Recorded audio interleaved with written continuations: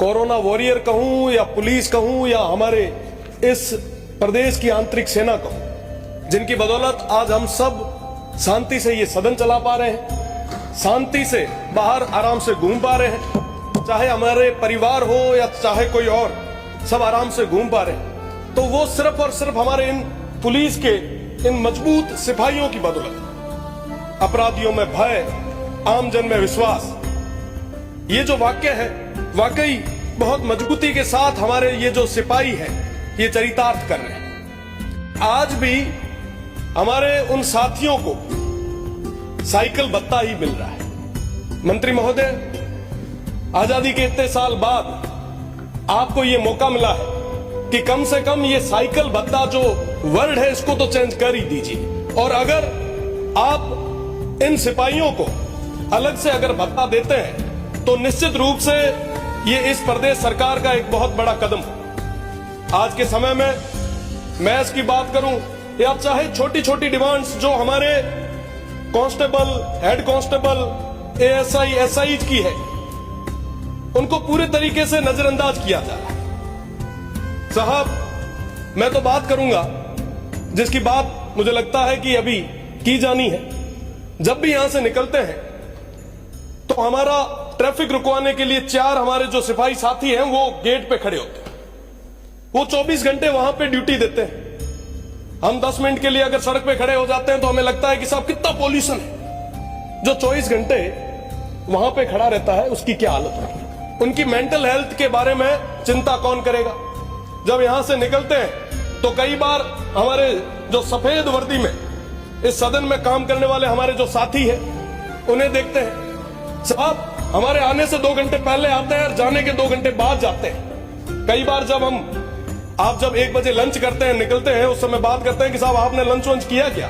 वो कहते हैं कि साहब सुबह करके आते हैं और रात को आप जब सदन खत्म करते हैं तब हम जाके करते हैं। साहब, वाकई हमारे ये जो साथी हैं बहुत मजबूती के साथ काम कर रहे हैं, पर उनको जो बेसिक चीजें जो है वो उपलब्ध कराई जानी बहुत ज्यादा जरूरी है। सही बात की अभी कि साहब आजकल अपराधियों के पास फॉर्च्यूनर है, बड़ी बड़ी महंगी महंगी गाड़ियां हैं, पर हमारे सिस्टम के पास, हमारे प्रशासन के पास क्या है?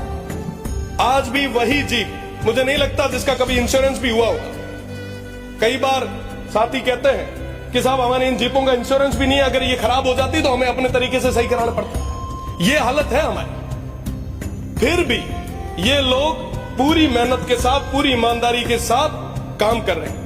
आज अगर कोई घटना घट जाती है तो सबसे पहले तलवार पुलिस पे पड़ती है। साहब, ये पुलिस वालों ने सही काम नहीं किया। कोई चोरी हो गई, साहब एसएचओ को उड़ा दो। सबसे कमजोर कड़ी हमेशा पुलिस को माना गया। कई सारे उपनाम हमारे इस सिस्टम ने, इस सोसाइटी ने दे दी। आज जरूरी है कि हम इनको मजबूत करें।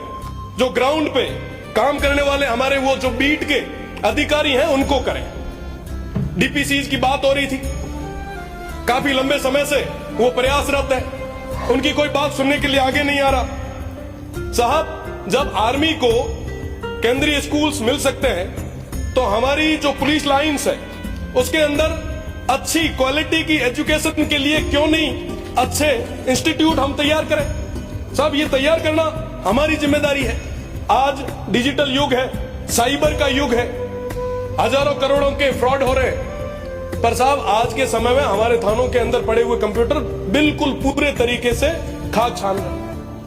हमारे पास कोई सिस्टम ही नहीं है। हम बातें करते हैं बड़ी बड़ी, इस सिस्टम को डेवलप करने की जरूरत है। इस एआई के जमाने में पूरे जिले में एक एसपी ऑफिस पे साइबर सेल छोटी सी बनाई होती है। कई बार तो 4 लोगों को पूछना पड़ता है कि साहब वो टेबल कहां लगी। ये स्थिति आज के समय में हो रखी। मेरा निवेदन है आपसे कि कम से कम ऐसी जो अपग्रेडेड सेल्स है उनको और ज्यादा मजबूत करने की जरूरत है। साथ ही साथ जो हथियारों की बात हुई, तो आज के समय में जो अपराधियों के पास लेटेस्ट वेपन आ गए हैं, पर हमारे पुलिस के उन जवानों के पास अभी तक वो लेटेस्ट वेपन नहीं मिल पाया। और एक बड़ी चीज, अब हम होली मनाने जाएंगे, पर हमारे ये पुलिस के भाई हम सभी की सुरक्षा के लिए लगे रहेंगे।